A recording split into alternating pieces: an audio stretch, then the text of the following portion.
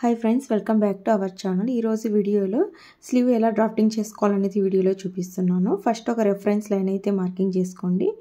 ఇక్కడ sleeve length వచ్చేసి 9 inches. కింద ఫోల్డ్ చేసి హెమ్ చేయడం కోసం 1 ఇంచ్ అయితే నేను మార్కింగ్ చేస్తున్నాను. Sleeve length 9 inches plus half inch పైన స్టిచ్ చేసుకోవడం కోసం ఎక్స్ట్రా అయితే యాడ్ చేశాను. స్టిచ్చింగ్ తర్వాత 9 ఇంచెస్ అయితే వస్తుంది. ఇక్కడ ఒక లైన్ అనేది ఈ విధంగా డ్రా చేసుకోండి. క్యాప్ హైట్ వచ్చేసి 3.5 ఇంచెస్ అయితే మార్కింగ్ చేశాను. ఇక్కడ స్ట్రైట్గా లైన్ అనేది మార్కింగ్ చేసుకోండి. హ్యాండ్ లూజ్ వచ్చేసి 10 ఇంచెస్, ఆఫ్ చేస్తే 5 ఇంచెస్. స్టిచ్చింగ్ చేసేటప్పుడు కన్వీనియంట్గా ఉండడం కోసం ఆ విధంగా మార్కింగ్ చేసుకోండి. ఆర్మ్ హోల్ వచ్చేసి 16.5 ఇంచెస్.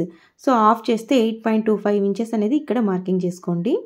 ఇప్పుడు ఈ 2 లైన్స్ అనేవి మార్కింగ్ చేసుకొని ఎక్స్ట్రా సీమ్ అనేది యాడ్ చేసుకోండి. నెక్స్ట్ ఇక్కడ వచ్చేసి ఈ విధంగా లైన్ అనేది డ్రా చేసుకోండి. దీన్ని బేస్ చేసుకొని కర్వ్ అనేది డ్రా చేసుకోవచ్చు. ఇప్పుడు ఇక్కడ మిడ్ పాయింట్ అనేది తీసుకుందాము.